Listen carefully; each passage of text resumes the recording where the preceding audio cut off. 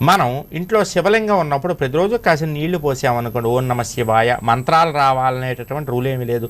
ఓం నమ శివాయ, ఓం నమ శివాయ, ఓం నమ శివాయ అనేటటువంటి నామంతో చక్కగా మీరు కాసిన నీళ్లు పోసి ప్రతిరోజు పంచామృతాలు అంటే పంచామృతాలతో అభిషేకం చేసి, లేదా మామూలు నీళ్లతో వీపూది నీళ్లతో అభిషేకం చేసి శుభ్రంగా కడిగి గంధం బొట్టు కుంకుమ బొట్టు పెట్టి బెల్లం మొక్కో ఏదో ఒకటి నైవేద్యం పెట్టి దీపం పెట్టి ధూపం చూపించి రోజు పూజ చేసుకోండి.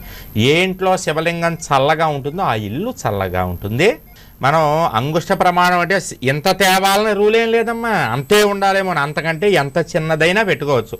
ఇంత శివలింగం పెట్టుకోవచ్చు, ఇంత శివలింగం దగ్గర నుంచి ఇంతవరకు పెట్టుకోవచ్చు. దాన్ని మించి పెద్ద శివలింగం పెడితే దానికి మళ్ళీ పూజా విధానం, దానికి మహానైవేద్యం అవన్నీ ఉంటాయి. అందుకని అంగుష్ట ప్రమాణం అంటే వేలంతా ఉండాలని కాదు, వేలు అంత కంటే ఎక్కువ ఉండకూడదు, అంతకంటే చిన్నది ఎంత అయినా ఉండొచ్చు అనేటటువంటి ఉద్దేశంతో మనం చెప్పడం అనేటటువంటిది జరుగుతుంది అన్నమాట. జయం.